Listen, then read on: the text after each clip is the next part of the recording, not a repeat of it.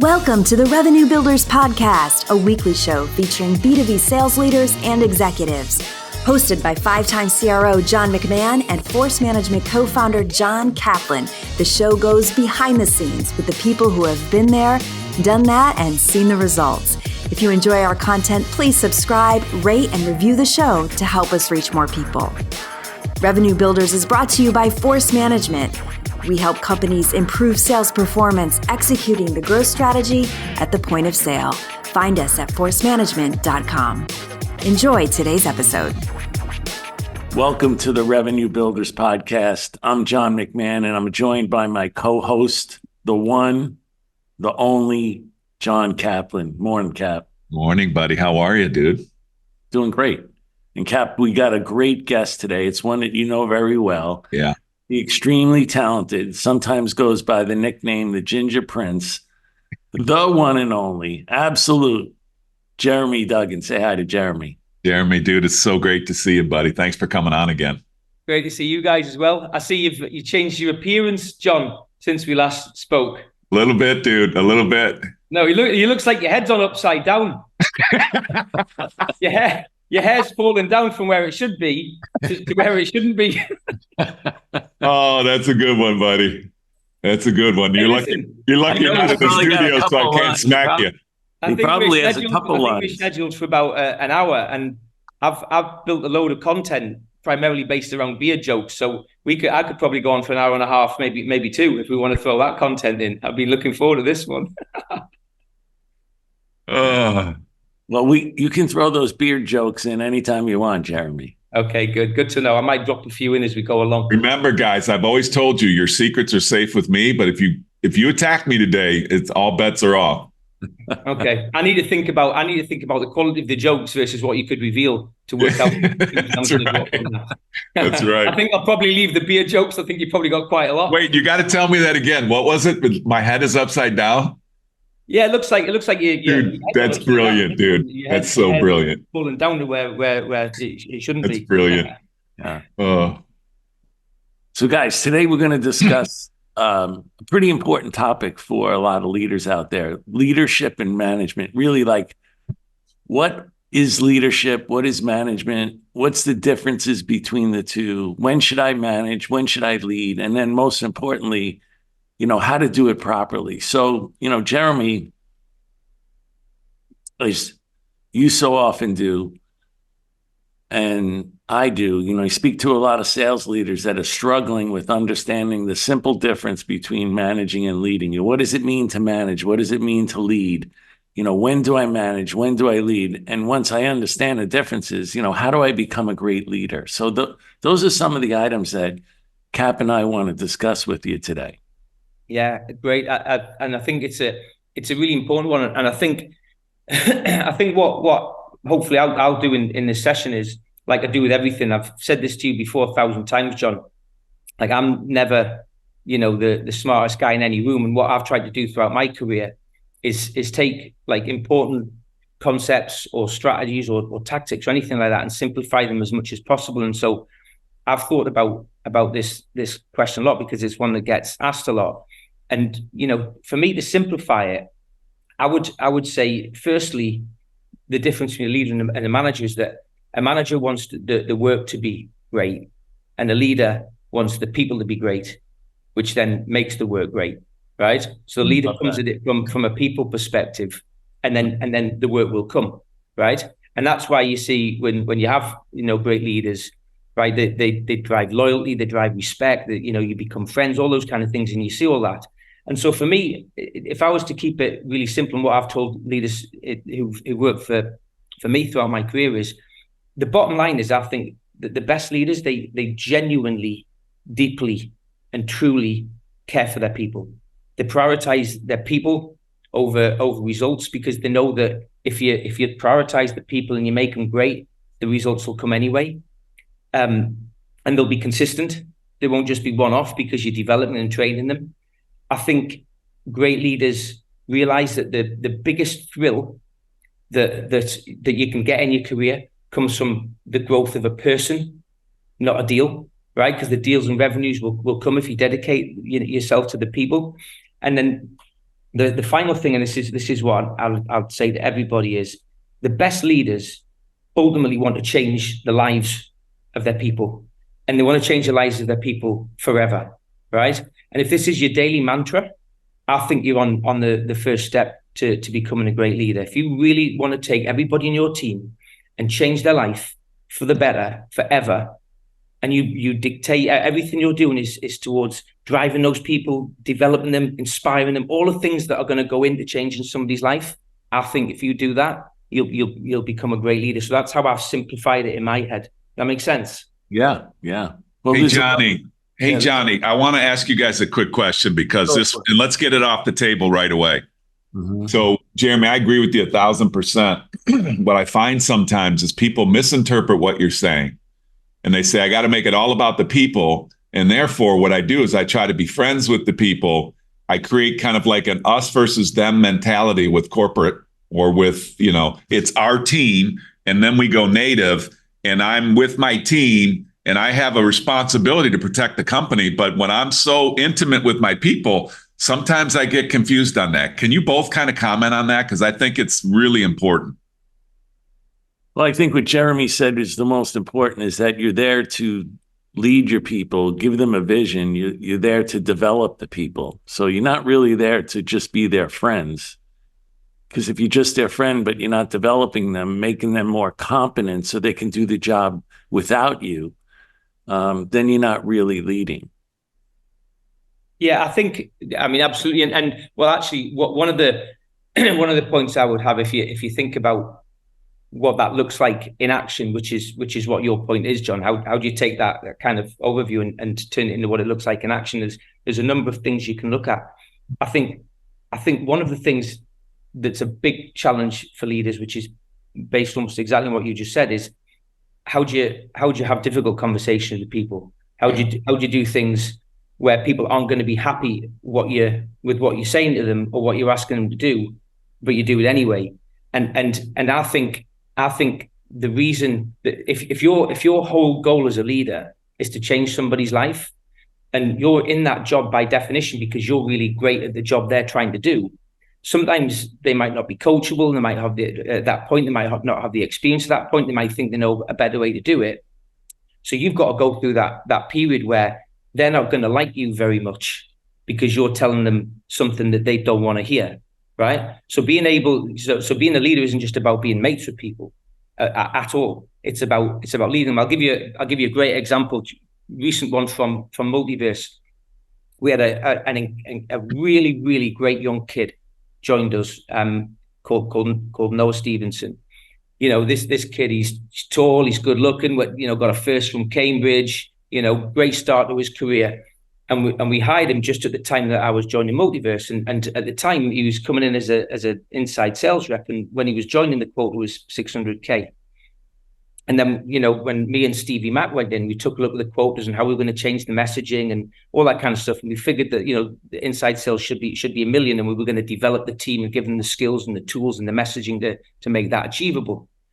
So Noah comes in and he's Noah's, he's a confident kid. He's, pretty, full of himself, as he probably should be. So he hears this number from his manager and he says, well, I don't think that's right. You told me it was 600K coming in and now it's $1 million. It's not fair. Fair enough. So the manager comes to me and says, well, I don't know what to do about this, So I said, well, no problem. I'll have a call with Noah. So I have a call with Noah, explain the logic behind it, the facts, the reasoning, what it means for him. He's going to learn all these new ideas that he's never had. He's going to develop them for the future. And at the end of the call, I'd given him all this logic and he says, well, that all makes sense, Jeremy, but I'm still incredibly pissed off. He's a nice, well-spoken English guy, still incredibly pissed off about this quota change. So what I look at there is I'm kind of laughing inside, right? Because this is a cocky young kid who's got a load of potential. But what I see is this is a lack of coachability because he's heard all the facts and logic, but he's still pissed off. So I say to Noah, well, guess what, kid? This conversation just all changed around, right? So you come into this conversation, you're thinking I'm selling to you on why you should stay with this new quota, and you were right. I was happy to do that. Now you're reapplying for your job, right? And so you've got 24 hours to get your job back, right? And I want you to go away, listen to what I said, listen to the logic, right? And let me know if you still understand. If you do, convince me why you should, because what you've done isn't that smart. So anyway, comes back 24 hours later. He says, I get your logic. I get your arguments. I shouldn't have reacted the way I reacted. I want to learn. This is why I came, right? The kid comes in. What changed in that moment was he recognized that he was being uncoachable and he became coachable, right? In that moment, because he saw facts and logic and a different way of doing things he hadn't experienced. In his first year, he was a top inside sales rep, right? By a mile. Got promoted to be an enterprise rep. In his first year, top enterprise rep, right? Got promoted to RD. First year as an RD, top RD, and now he's an AVP. And the kid's 26, right? Incredibly talented boy. And when I think about that story, back to what you're saying, John, is what ultimately happened there was, I cared enough about this kid to risk upsetting him and to risk maybe he walks, right? Because I wanted him to do great, and I knew he had the potential to do great.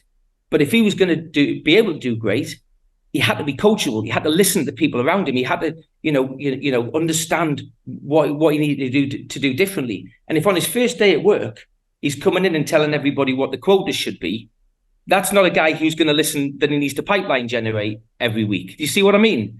So I think, we're hitting this point straight on, John. One of the big things about leadership is you've got to be able to have those difficult conversations. But if you're coming at it from the perspective that you genuinely want to help people and you genuinely want to change their life and you genuinely want to make a difference to their life, you've got nothing to fear in those difficult conversations because your intent is always good. It's only if your intent is bad that you should be worried about those things. And if you want to change someone's life and that's your goal, your intent is great. So it gives you confidence in those times. Yeah. So Amazing. What you did is you have his best interest at heart. It's genuine, it's authentic. And one of the best ways to be a great leader is to also be very intimate with your people, intimate with their strengths, their weaknesses, their fears, their doubts, their insecurities, those types of things. Because if you really want to motivate people, if you really want to develop them, if you really want to make them more competent as a leader, the more intimate you are with your people, the better off you're going to be versus a manager who's probably looking at all his people as if they're the same. And then cookie cuttering, their management style across all those people. That's management versus what you described as leadership. Yeah. Hey, so one thing I want everybody to listen to in this, first of all, Jeremy, that was incredible. That segment right there, we could just clip and is powerful. Well, move on to the beard jokes. No, that was good too. But Noah's story, I think, was amazing. But for leaders out there, I want you to hear this, because as I'm listening to Johnny Mac and to Jeremy, I'm thinking everybody loves to be led. This is one thing you have to believe in your heart. Everybody loves to be led, provided they believe you can take them to a place that they can't get to on their own.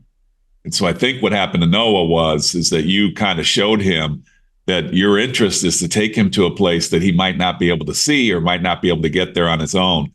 That is a really huge characteristic of leadership. Do you guys agree?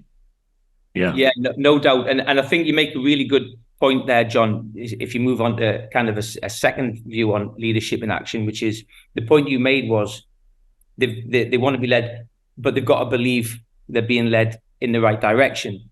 And this is where if you're then breaking things down, then the place you almost have to start as a leader when you've got this concept right, you want to change people's lives, you've got to know how to do it. So that starts with the work, a lot of work, right? And so Stevie Max, who I've worked with, you guys know him for a long time. He's the best at this, because what you've got as a leader is you've got a situation where you've got to understand what great looks like. Right? Otherwise, you can't drive people down that path.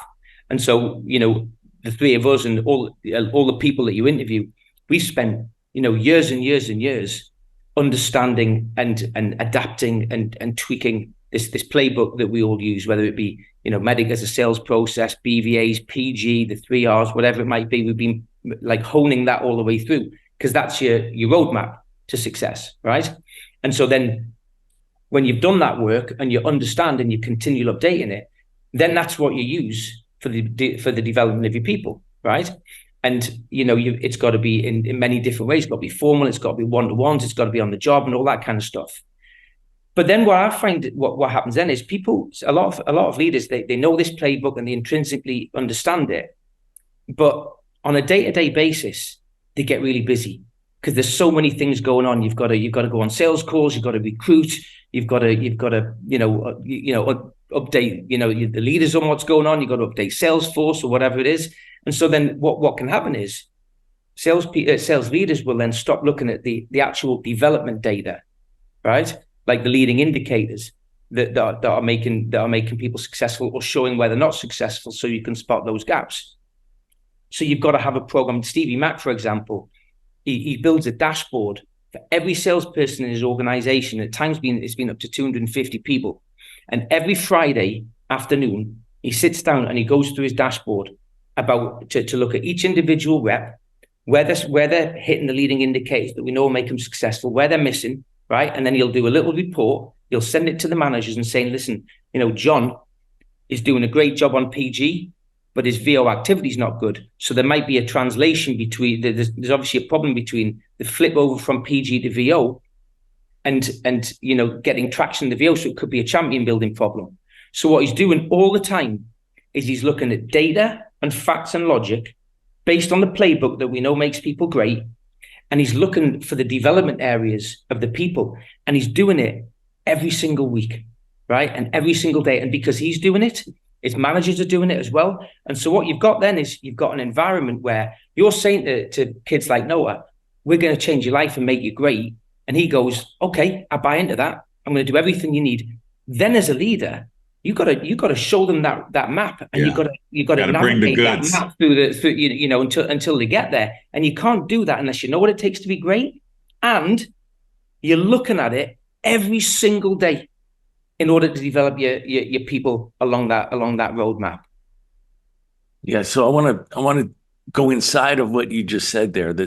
And point out some things. First of all, if you're looking at the KPIs and you're looking at the metrics, and you're doing the PG to VO, at that moment, you're managing. What Stevie Mack did and what you're pointing out is the difference between management and leadership. Then he asks, why is there a difference between PG and VO? He's asking the why. And he's looking at the individual level now, not just the team. He's looking at the individual level and say, are they missing a certain skill? Are they missing a certain knowledge? Is it a personal issue that's preventing them from achieving these metrics? And then he goes into understanding of the person and what they, in their particular individuality, need to excel at that part of the business. So there's this saying that some people can lead, but they can't manage, and some people can manage, but they can't lead. And you have to know when am I really managing and when am I really leading, and what those differences are. And that's what I hear in the story you just told about Stevie Mack. Don't you think, John? So I'm thinking out loud about that. Don't you think really management is actually a part of leading? Yes. Right? But management on its own is just doing the task. So you need to manage as a leader, right? But it's a subset of it. And so maybe that's the way of looking at it. We need to do both, but there's plenty of people that try to lead and they don't manage. And there's plenty of people that just manage all the time and they never lead. And we have to know the differences of, when should I manage and when should I lead? I want to stick on this point, guys. Really effective in our jobs. You have to be able to do both, to your point. I want to stick on this point, and we would be remiss if we didn't go deeper here for the audience, because we can say that leaders have a good connection to managing, and managers have a good connection to leading. And you might lean one way or the other. That's natural for people to have a natural resting state, but you have to do both. So I want to kind of break down what we're talking about, because Johnny, you talked about why, Jeremy, you talked about, vision and that kind of stuff. Let's just start with, I think we could agree that leaders really understand that the way to get people's attention, we'll get to playbook and those kind of things, but I have a fundamental belief that it starts with purpose. Like the team has to know, like, there's got to be something bigger than themselves. There's got to be a purpose. And Johnny, I remember you and I years ago were sitting in a conference room and I asked you this question and we contemplated it. And you were, I was like, when you stand up in front of your group tomorrow, what is the purpose of the organization? And you just off your heart, you said, we want to be the most dominant sales organization, or I think you said maybe the most feared sales organization. Both dominant and feared sales. Both. Yeah, but let's laugh about it for a second. That little company turned out to, it got bought for $1 billion because they believed. So can we start with purpose, you guys, and give me your thoughts on what how do you really come up with purpose? How do you take what's in the room? How do you take what's on the team and really get a good purpose? Jeremy? Well, I mean, I remember that thing with John. I was talking to John earlier on this week, and up until that point in my career, I probably was in my mid-30s when I worked closely with John. And I remember being in a room when he gave that speech. Yes. And I hadn't been in a room where a speech like that had been given before. And I went out and I gave it a lot of thought at the time. And what it meant to me was I knew why I was there for me. And what I understood when I came out there was why I was there for everybody. And I felt like it gave me a bit of a North Star outside of just myself and what I was trying to do and what I was achieving. And would I be proud to be part of it as well?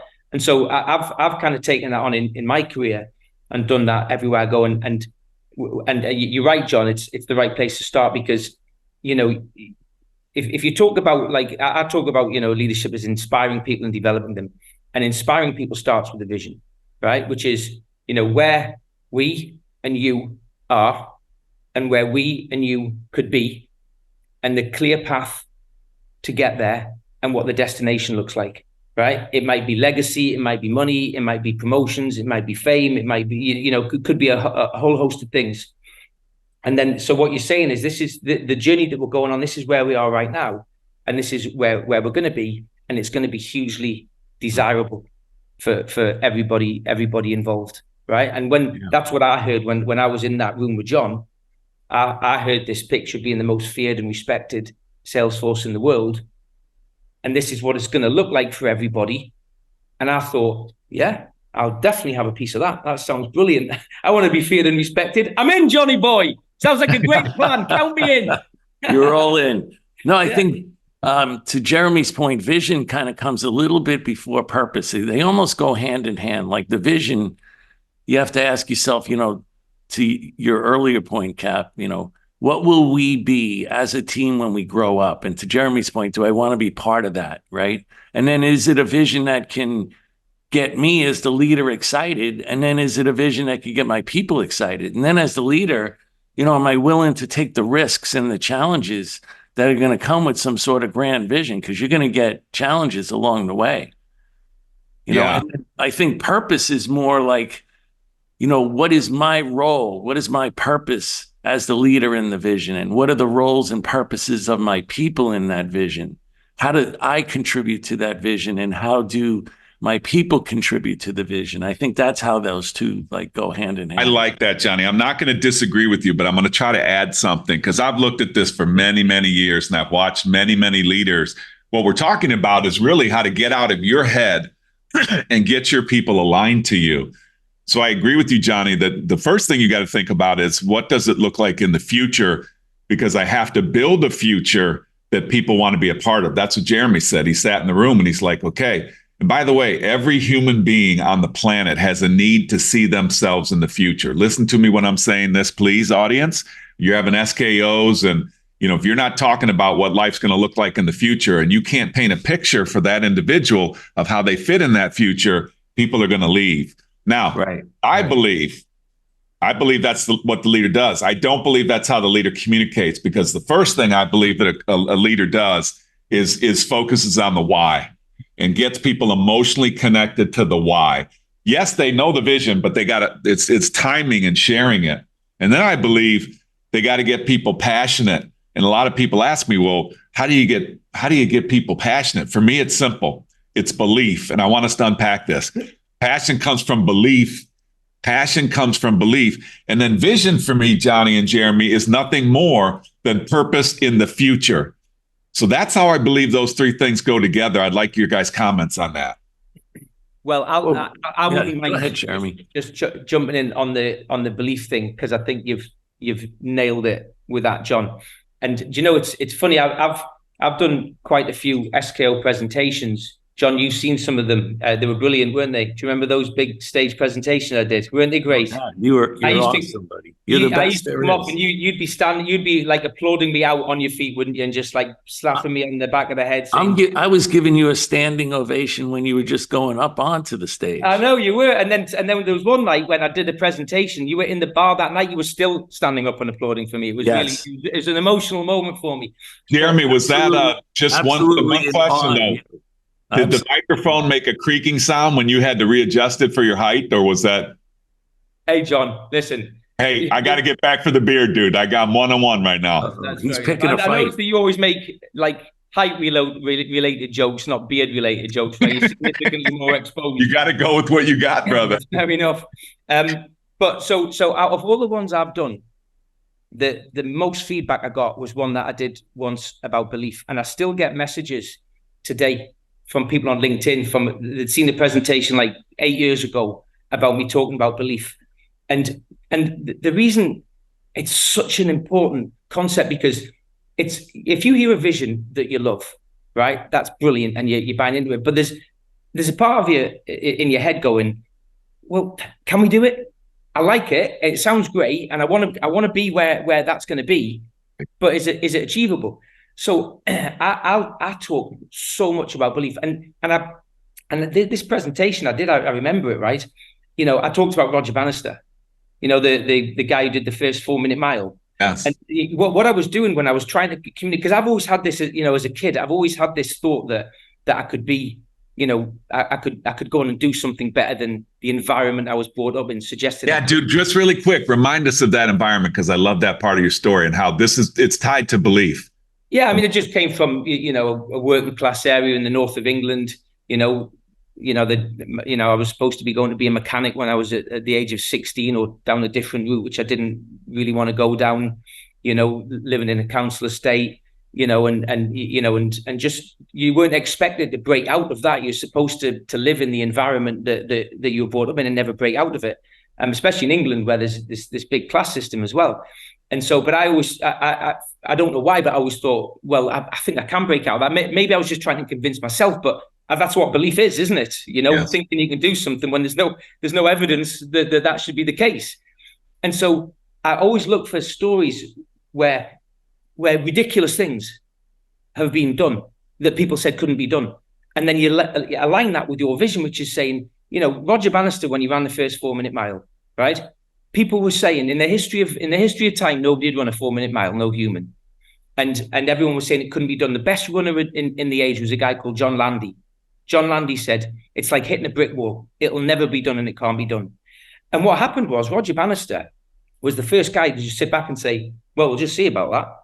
And then because he started with, well, let's see about that, and that belief that it wasn't impossible, everything changed on what he did. The way he trained changed. He was one of the first athletes to really look at diet, right, and how that could impact him. The types of training he did changed. He spoke to medical professionals about recovery and things like that. He took it so far, you know, that there's a sports ground still in the UK where it's done called Iffley Road. That was where the first 4-minute mile was run. And it's a really brand new stadium on 3 sides. And on one side, it's this old, like, brick building with a flag on top. And the significance of the flag is, on the race where Bannister did his 4-minute mile, he stopped the race, delayed the race 3 times because the flag was waving. And the flag waving meant there was wind. And so he'd calculated the first 4-minute mile down to the impact of wind that it would have. Now, if you don't think you can run a 4-minute mile, you're not checking wind speeds, right? So right. He did all these things, right, to do the first 1-minute mile. Now, the best part of the story is, within 3 weeks, the guy who said it couldn't be done did it. right? Within a year, Right 10 after, people did it. And within 18 months, 4 people did it in one race. So in the whole of humanity, nobody had done it. And it took one guy to believe it and say, well, we'll just see about that. Put a plan in place to cover all the things that would stop him doing it and ways to overcome them. And boom, he goes and does it. And so you've got this vision that we're talking about, but there's no good having a vision if people say, I love it, but we're not going to be able to do that. That's what the belief thing comes in. I agree. You have to believe. Have to believe. So let me just give you a quick story that I really love on this topic. I was working with an executive in a medical device company, and he was addressing the company, and we were just talking about this topic actually. And we were talking, I said, what's the purpose of the org? And he was like coming up with some pretty good ideas, and it was kind of tactical. It was like, we got to do this and these metrics. And I said, hey, don't you guys have some people out there in the audience that are like that are like they're customers, but they're more like patients that have been saved by your? And he's like, yeah, we do. We do that every year. And I said, well, isn't that really the purpose of your organization? It's like, you're saving lives. And I said, so before you talk about vision and where the company needs to go and blah, blah, blah, let's give them a little evidence that that's actually what you do. So these people are waking up in the morning. They're thinking about regions. They're thinking about diagnostics. They're thinking about what they should be thinking about is, I've got an opportunity to save somebody's life today. So this guy killed it. He gets up on stage, Jeremy, and he says, what I'd like to do before we get started is I all want you to get reconnected to our purpose. Evelyn, Sam, Jim, Susan, all these people came up, and it was a new diagnostic tool that they had that's actually saved those people's lives. Without that tool, those people would not be there. They would not be alive. There wasn't people were ready to get rip the heads off chickens. They were so fired up, and there wasn't a dry eye in the place as these people told their testimony. Okay, now he said, now we have to talk about so that was evidence of the purpose. Now the evidence is these people. Now we have to talk about the vision of, now we got to take this to the other diagnostic tools. But what I'm trying to talk about, guys, is setting the stage for the vision. Once you set the stage with purpose and passion, vision's a little bit easier. You agree? Yeah, I do. That's an amazing story. There often wasn't a dry eye in the house when John was doing the training, but that's because he normally was yelling at everybody. No, that's because he went over quotas, Jeremy, and told us he had to double. I think it's a brilliant story. It's and that's a genuine life or death one, and they're always amazing, those ones.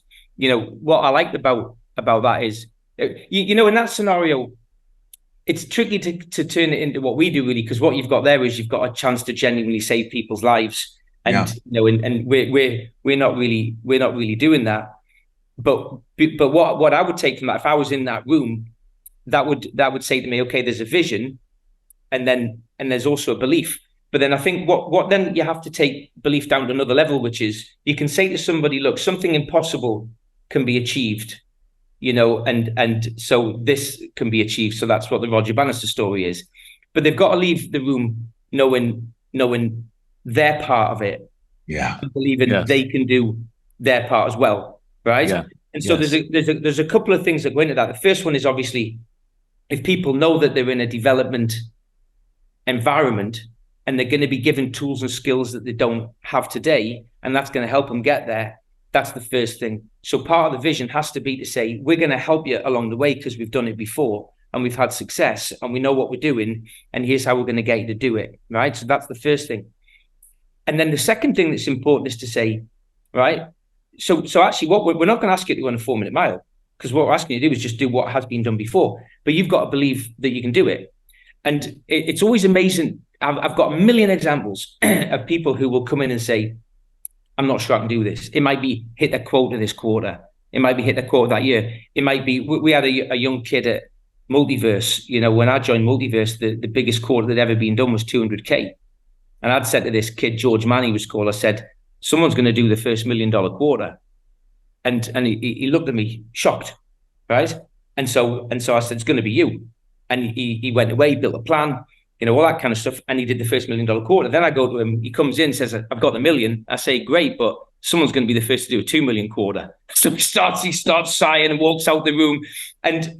But the point about it was, in the first conversation I remember having with him, he remember him saying, I don't think there's going to be $1 million quarter, Jeremy. Right. So I said, I have this simple question I ask people which really focuses the mind. And I say to them, let me say, I write you a check for $10 million if you do $1 million quarter. Next quarter, I'll pay you $10 million in commission. Right? What would you do? Do you think you could do $1 million quarter there? And then the smart ass sales reps always go, yeah, because I'd buy it myself and keep 9 million. And it's like, okay, no, you can't do that, right? Smart ass. I like your thinking, but that's against the rule.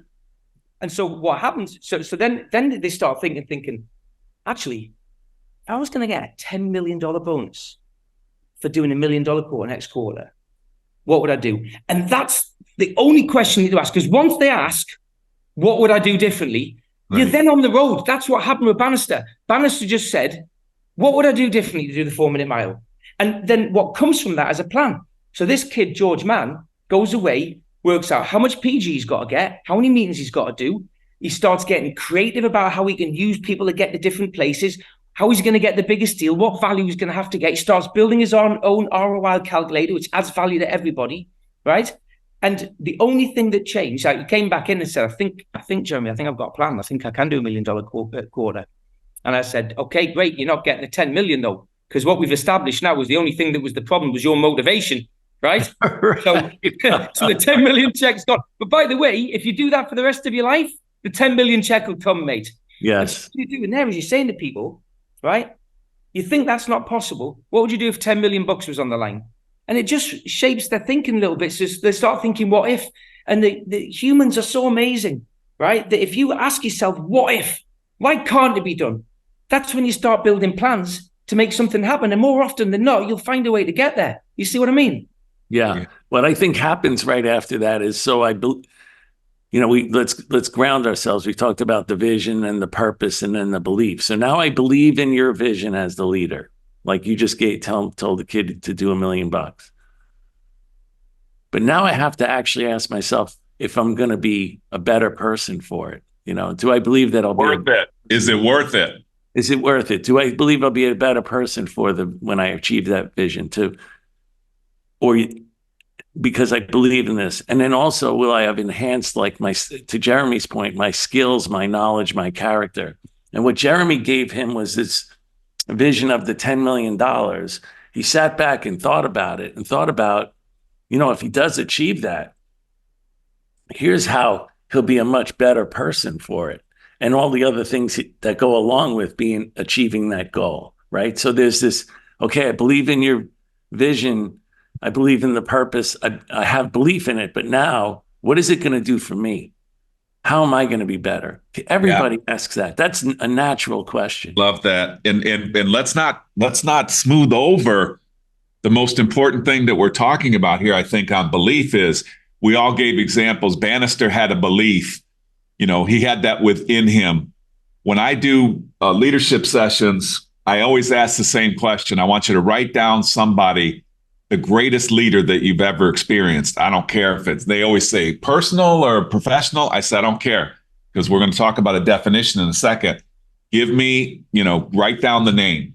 And so then I tell you, we go around the room and I say, who's the person? Why? So there's music teachers, there's coaches, there are bosses.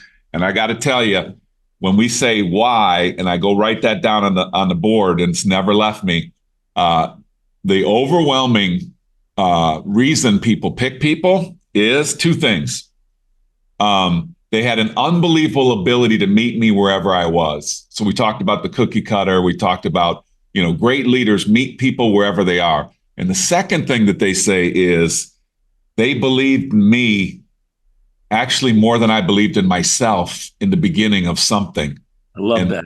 And that's statistically relevant for me over 20 years of talking to people. Give me some comments on that. Well, I've definitely had the experience many, many times, and some people used to call it the McMahon hot seat, where I saw that somebody had a lot of potential, but they kind of were at the same level for a long period of time. And I realized they're not really stepping up to the next level. I believe in them. I think other people around them believe that they could get to the next level, but they're not doing anything about it. So, as a leader, I would sit them down in a seat, have plenty of time to talk about it, make sure they had an hour marked off on their calendar and I had an hour so they can't get away. And then just ask them a lot of questions about, where they think they are, why they're not progressing, and all of these different questions. And they're squirming in their chair and they're thinking they're going to get fired. They're thinking something bad's going to happen. But when they realize that, to one of Jeremy's earlier points, that I have their best interests at heart, and I see things in them that they don't see, and I believe that they can get to the next level. And here's what I think they need to do to get to the next level. And more importantly, here's how I'm going to help them get to that next level. That once they get to that next level, they're not leaving me as a leader.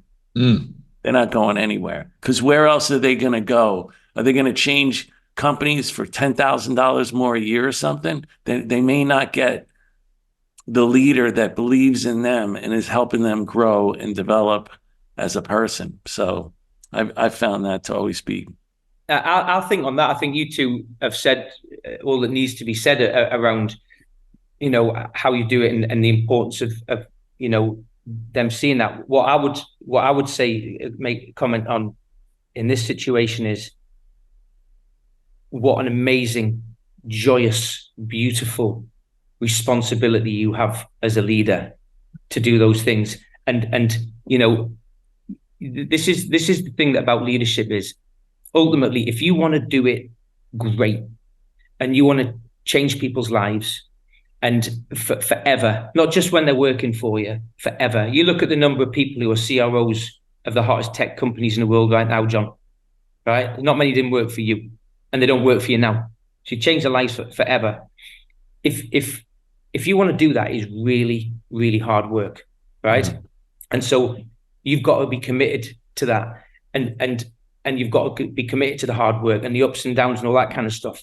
But for me, the thing about leadership and about doing all that hard work every day, day in, day out, consistently, and always trying to get better and better was the joy of having a job where you could influence so many people in such a beautiful way over such a long period of time.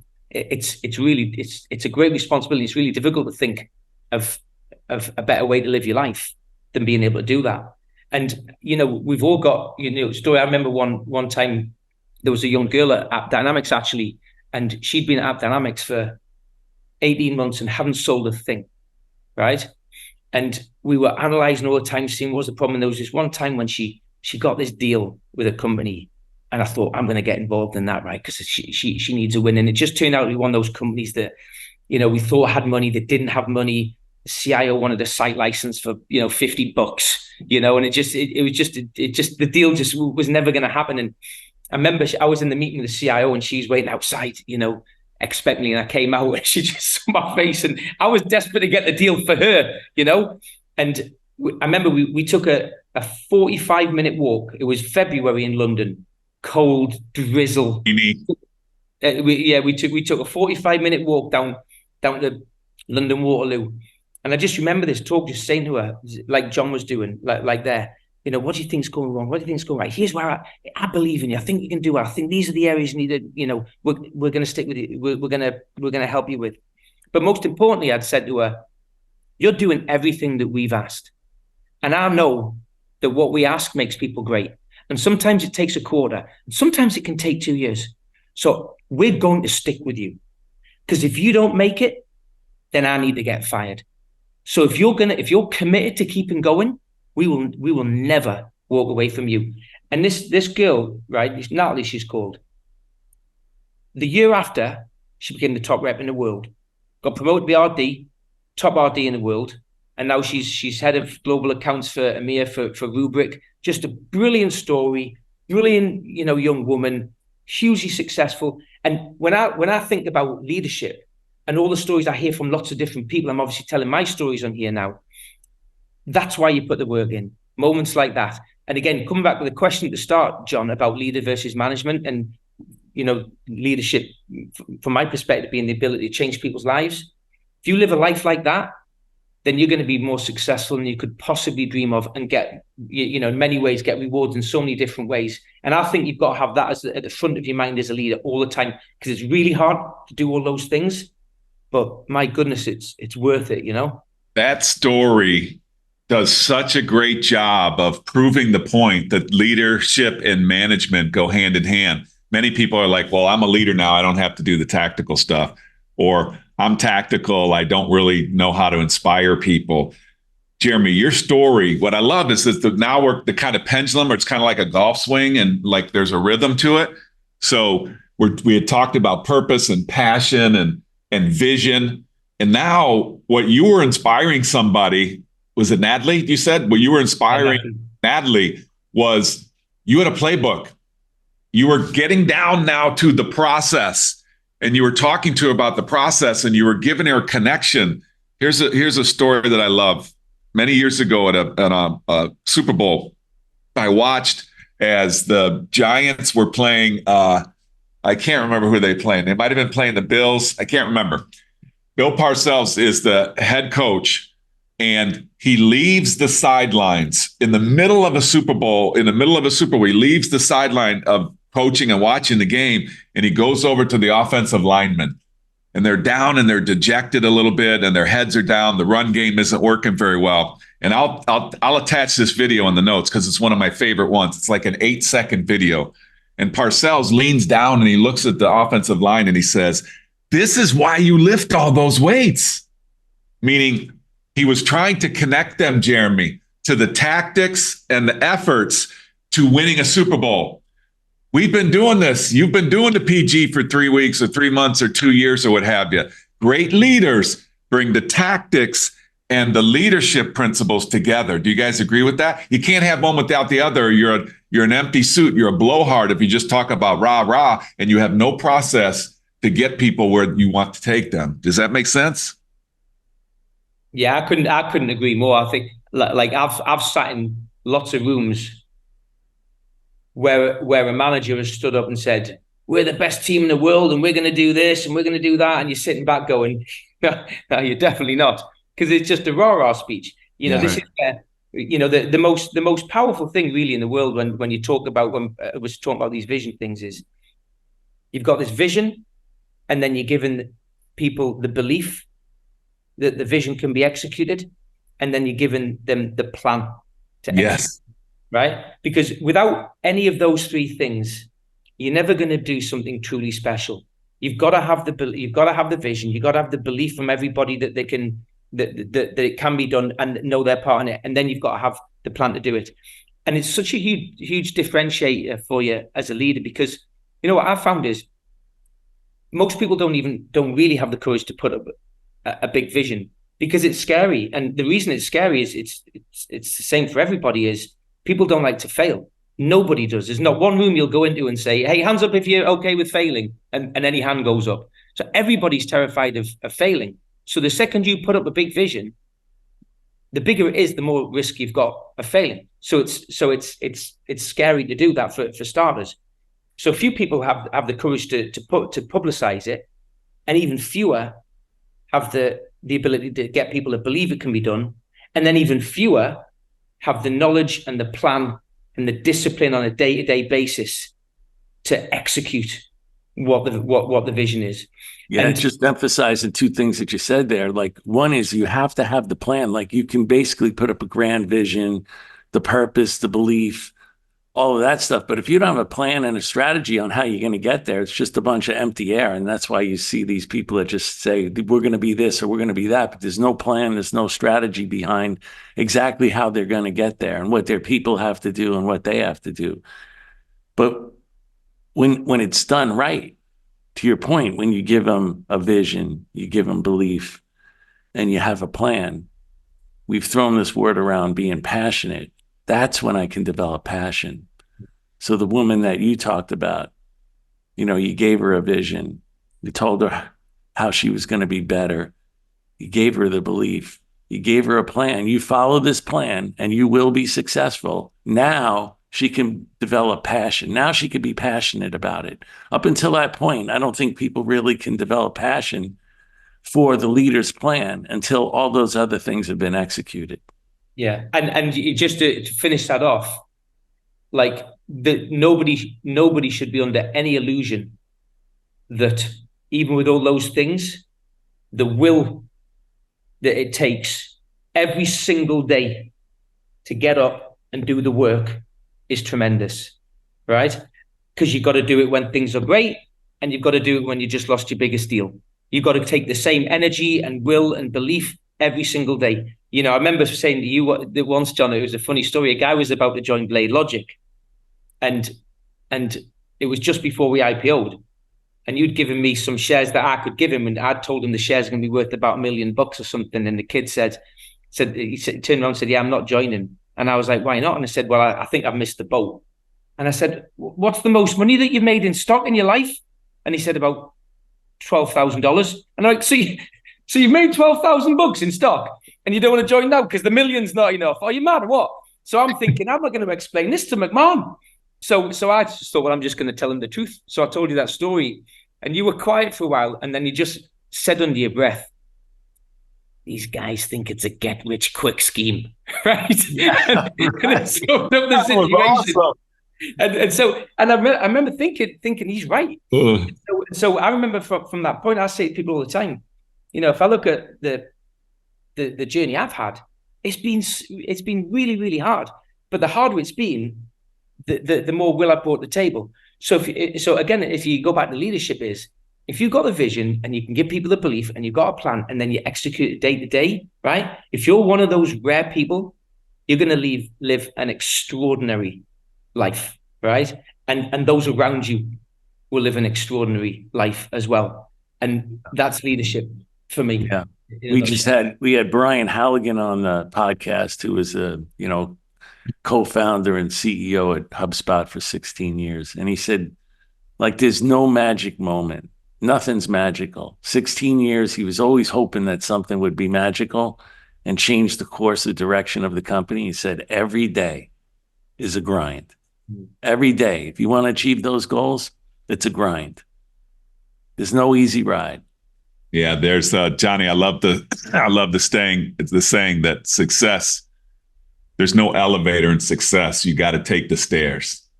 And hey, I'm just thinking about something you said, Jeremy, that I really love.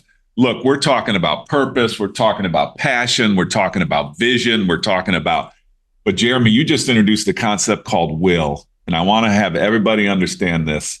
Will comes from within. So if you're a leader and you're trying to put will inside of people, you got it wrong.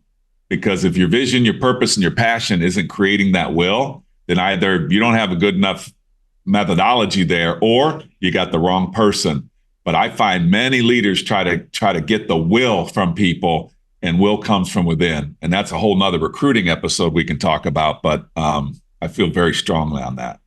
No doubt. The other thing that I was just thinking about it then when we were talking and looking at this, who's on this call, is the other thing that I think people underestimate sometimes about that, this whole vision and execution part, is the need for loyalty.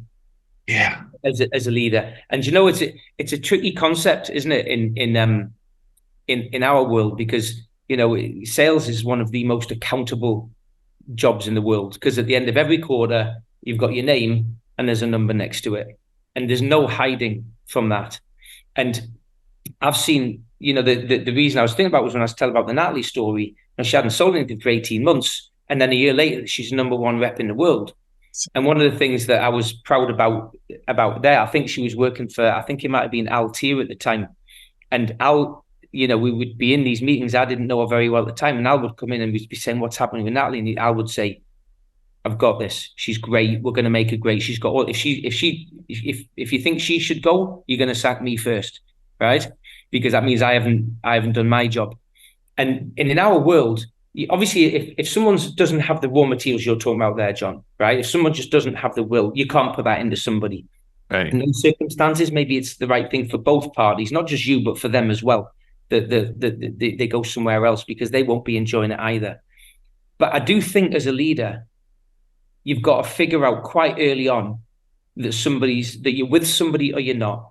And for me, the two things that we talked about this in a previous podcast, you've got intelligence, we label it a bit differently, but it's the same. You've got intelligence, and you've got character. Will is obviously part of character. You can't put any of those two things into people. Someone's either smart enough or they're not, and you'll never change it. Or they're tough enough, the work ethic's there, they're brave enough, or they're not, and you won't change that either. Now, if you've got somebody and they've got those two things, and you do know it, by the way, after a few weeks, right? It's hard in the interview process because you may be meeting for 3 hours, but after a few weeks, if somebody's got that or not. If they have, then if you're going to call yourself a leader that wants to change people's lives, you owe it to that person to stick with them. Because if they fail and they've got the qualities that can't be taught, that's on you. Yes. Right? So you got to stick with them. Now, what happens then is if you live your life like that, right, then loyalty provides so many things culturally. It provides safety in an unsafe job. It drives courage for people to take risks because they think they've got somebody backing them up. It provides the leader with warmth and respect and admiration, it's such an underrated quality for me, loyalty, and it should never be forgotten. And people want to repay it as well. I think, when you were saying about the things that people remember, John, I think, the people I would ask about the leaders that they've had that I know, almost all of them will say they were there when I needed them. Any leader can be there when the big deal comes in. When you're 6 quarters without a result, that's when you need a leader. And you look at you, John, right? You'd be very tough with people in your team, but you were loyal. I never thought for 1 second if I got into a jam, you wouldn't be right behind me. Even if you think I'd messed up, which I invariably did, right? Apart from on the split swaps, I was always right on the split swaps. We won't talk about any time that you ever messed up. That was only on a couple fingers. That's it. but there was never. But I knew. I was like John. I used to sell close to the wind all the time, right? I knew even if you thought it was wrong, you'd back me up and then you'd pull me to one side and say, "Hey, Duggan, that was a swing and a miss, kid," right? Yeah. And that it's so vital in this high pressure, dangerous job that we've got, that people know that you've got their back, and it's an underrated quality. And I think it's something worth thinking about, if you're going to be a great leader. Yeah. And it's something that, it goes both ways though. You, as the leader, you're loyal to your people and you're trying to create a team of selfless individuals that are all, working together. But if you're really good at leadership, all of a sudden you gain loyalty from your people too, right? So it works both ways, but your loyalty as the leader has to be earned. Yes. You can't believe that people are just going to be loyal to you just because you're the leader. You have to earn it. And I think if we switch gears just a little bit, that's one of the proofs. If we talk about what is the proof of great leadership. Hey, Johnny, before we switch to that one, can you, I just want to wrap a bow on what we just talked about, because keep going. So what you guys are describing is, in those instances, I believe if I interviewed the people that worked for you, they would have said, Jeremy and John took me to places I couldn't get to on my own. Mm-hmm. It's just like, that's loyalty. That creates loyalty. You took me to a place I couldn't get to on my own. But I have a word of caution. Many leaders, they do a great job with the purpose, the passion, the vision, the process, and then it kind of falls apart a little bit on the skill set sometimes. And that's where sometimes you have to be honest with yourself and you say, okay, am I trying to put something into somebody like DNA? Am I trying to put DNA into somebody that God left out? Good luck. Good luck. So sometimes your loyalty can be blind loyalty, and you're not, this person's trying really, really hard, but you're actually, what they're missing is you don't think it can be taught to them. You don't think they're going to grasp it. It doesn't mean you still can't be loyal. This happens to us all the time as leaders. We help people go on to do other things. And we have great stories about people that, might have struggled in a certain situation, and then they got into something that was more of a natural resting state for them. And you as a leader, now we're talking about lifelong loyalty. We're not talking about just job loyalty. When you help somebody realize that this is not the right thing for them, and then you help them find the right thing. That's legacy, Johnny. I think that's where you were going, Johnny, on loyalty and legacy and evidence. Yeah, I mean, loyalty is one thing where the team becomes loyal to you because of what you've been able to accomplish with the team. You've accomplished the vision. They know that they had belief. They know that they're better as individuals and as a team. And you've created something special because now they're part of something that they didn't believe that they could ever be part of.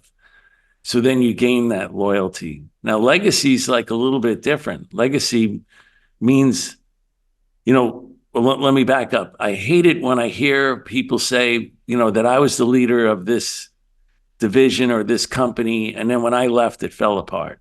Yeah. That means you really didn't do a good job. You didn't really develop a whole bunch of leaders that could take your place, right? So you didn't leave a legacy. And also part of a legacy is that people want to follow you to the next opportunity because they believe in you. They understand the rules of the game. They understand what you're going to lay out, and they understand that underneath you, they can become a much better person. They can develop as a person. I love it when I leave somewhere and it collapses because it's really good for my ego. That's the real driving force behind my career in life, in spite of all this stuff that I've been saying because it sounds right. No, I'm kidding, obviously. No, I agree with you, John. And when you're talking about like the signs of success in a leader, I would break it down to two areas, and legacy is one of them, because that's kind of what happens afterwards, isn't it? That's how you can look back and say it's gone great. And for me, I think, and you can look at it in like great sports teams, great companies. You can see, they thrive sometimes off the legacy that they've had in the past. And for me, it's like, will what you've done be remembered, right? Will you and your team will be remembered? Will people take from that experience? Will people go into that experience and leave much better? Will they keep doing it and going and create their own versions of what you've created? Will they remember what that time fondly for great reasons? Will they pay it forward? Natalie Sidwell and Noah, the guy I mentioned at the start, they're now doing with all of their team what I did with them and what you did with me, John, right? So are they going to pay it forward and you're going to see this cascading down to other people? Right. And will they feel great about their experience? And again, if you can take it right back to the start, if your goal as a leader is to change people's lives, then for me, legacy is that those people feel that you did, and then they're going on to do it with their teams and companies in the future. And all the great results that they'll be getting as in revenue, in growth, and IPOs, all that kind of stuff, it's coming from that leadership that you created, which was creating great people, inspiring them and developing and making them better. You see what I mean? That's for me. Yeah, absolutely. And when they talk about it, they don't speak about themselves. They actually, when it's done right, they speak about the team. They talk about, the team. They talk about the pride of the team, how proud they were to be part of the team, what the team's accomplishments were. And especially when it's in the past, they always are talking about the fact that they were on that team. They're very proud of it. That's what you've really developed is pride. Yeah, I think I just want to highlight a couple of things that you guys are saying for our audience. I would be writing this one down because Jeremy and John Mack are talking about proof of leadership. And we all have to be accountable to be able to tell our story when we want to go lead another organization. Let's say you interview with any of the three of us, we're looking for proof of leadership. And John highlighted what happened to the organization after you. And many people, it's a dead giveaway. You answer a question like that and they say, well, I left and it kind of fell apart and bop, bop, bop. That's not leadership.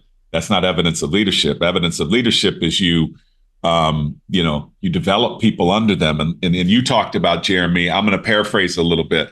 I call it the leadership tree. You better be able to right now get out a piece of paper and talk about the people that you've developed, who's developed under you, the great coaches in the NFL or in football in Europe or what have you, or Formula One or whatever, who was under somebody else and is thriving now. I call that the leadership tree. And I expected when I brought somebody into my organization, I expected that tree to follow.